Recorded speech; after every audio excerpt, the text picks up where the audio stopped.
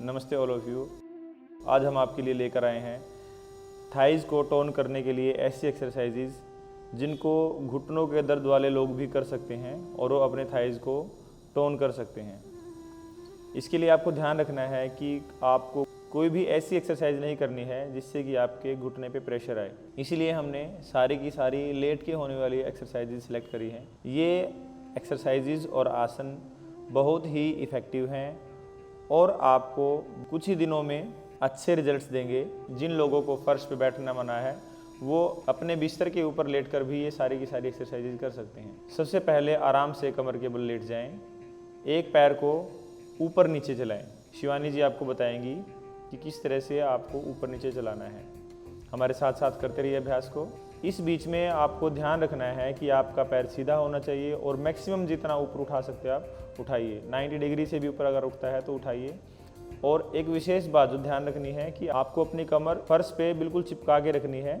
इसके बाद दूसरे पैर को भी 20 बार ऊपर नीचे करेंगे। शुरू कीजिए।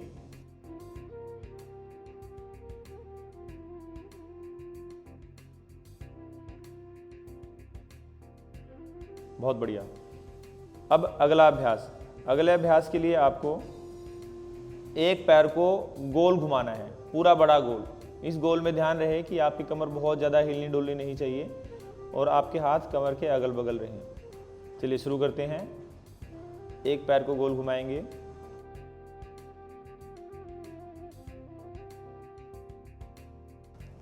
गोल घुमाने के दौरान आपको ध्यान रखना है कि आपका जो घुटना है वो सीधा रहे, बहुत ज़्यादा मुड़ना नहीं चाहिए और आपकी कमर दाएं बाएं बहुत ज़्यादा हिलनी नहीं चाहिए। इसी एक्सरसाइज को उल्टा भी 15 बार करेंगे और कोई ज़रूरी नहीं कि आप केवल 15 बार ही करें, आप 20 बार भी कर सकते हैं या फिर आप घटा के 10 बार से भी शुरू कर सकते हैं, 5 बार से भी शुरू कर सकते हैं। शुरू करेंगे दूसरे पैर से। ये अभ्यास बहुत ही सरल दिखने वाले अभ्यास हैं। अगर आप इन अभ्यासों को अभी वीडियो के साथ साथ लेट के करेंगे तो आपको महसूस होगा कि आपकी जो थाइज़ हैं उनके अंदर ब्लड सर्कुलेशन आपको अनुभव होगा, आपकी काफ मसल के अंदर आपको ब्लड सर्कुलेशन अनुभव होगा और उसके साथ साथ आपकी थाइज़ में पंपिंग आपको अनुभव होगी, मसल्स आपकी पंप होनी शुरू हो जाएंगी। तो ये इस बात का प्रमाण है कि ये एक्सरसाइजेज पहले दिन से ही आपके ऊपर असर शुरू कर देंगी। इसके बाद हमें एक पैर उठाना है, इसको 90 डिग्री पे खड़ा करना है। हाथ से पकड़ के काफ मसल को या फिर घुटने को अपनी तरफ खींचिए, कुछ देर रोकिए 20 गिनती तक। 1 2 3 4 5 6 7 8 9 10 11 12 13 14 और 15। बहुत अच्छे। इसी तरह से दूसरे पैर को भी उठाइए, हाथ से पकड़िए घुटना या काफ मसल, रोकिए 20 सेकंड तक।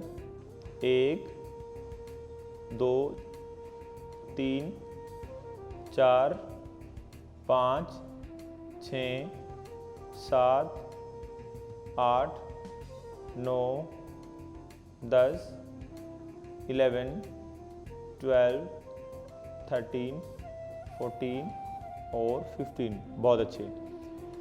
इसी तरह से आपको एक्टिव स्ट्रेच देना है। इसको एक्टिव स्ट्रेच के लिए आप एक पैर उठाइए, जितना आप अच्छे से खड़ा कर सकते हो इसको 90 डिग्री या 90 डिग्री से थोड़ा सा कम या 90 डिग्री से थोड़ा सा ऊपर अच्छे से खड़ा कीजिए। हाथ नहीं लगाना है आपको, यथा सामर्थ्य है। आप 10 सेकंड 20 सेकंड 25 सेकंड खड़ा रखिए और पैर को अपनी तरफ खींचिए, अपने फेस की तरफ खींचिए। 1 2 3 4 5 6 7 8 9 10।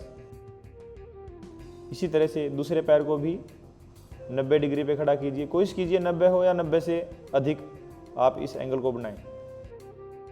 1 2 3 4 5 6 7 8 9 10।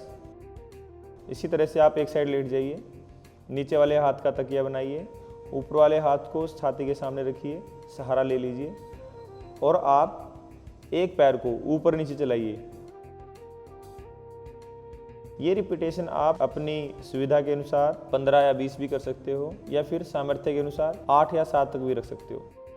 इसी तरह से आप पलट जाएं। पलट के दूसरी साइड से भी आपको ऐसे ही करना है।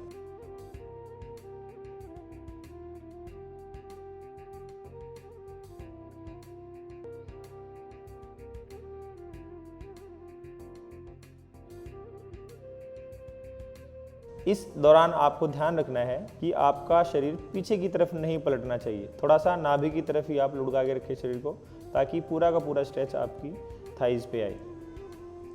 इसके बाद आप सीधा लेट जाइए। सीधा लेट के राइट पैर को राइट साइड उठाइए।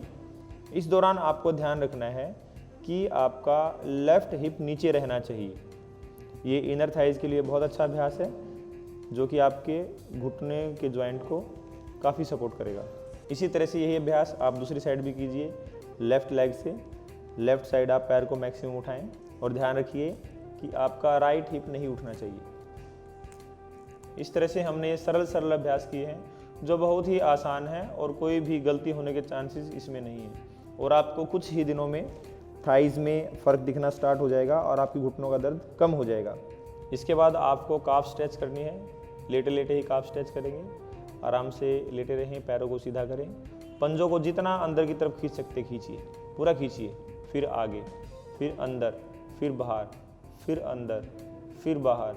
इस तरह से आप 10 या 15 बार इस स्ट्रेच को कीजिए। 10 या 15 बार करने के बाद आप पंजों को कंटिन्यूसली अंदर खींचिए।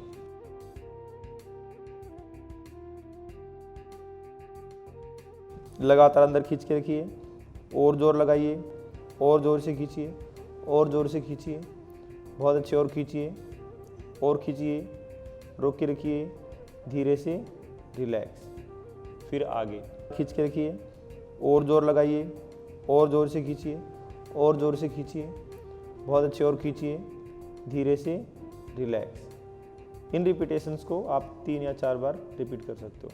इसी में इनर थाइज को हम स्ट्रेच करेंगे। इनर थाइज को स्ट्रेच करने के लिए आप दोनों घुटनों को मोड़ लीजिए, पैरों को हवा में उठा लीजिए, इस तरह से कि आपकी shin bone parallel to floor हो जाए।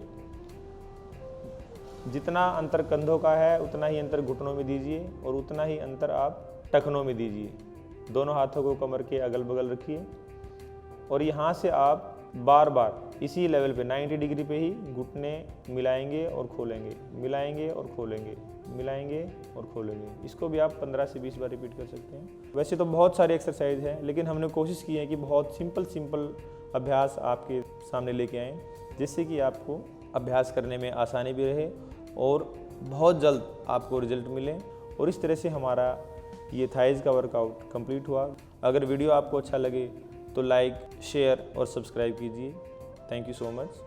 नमस्ते।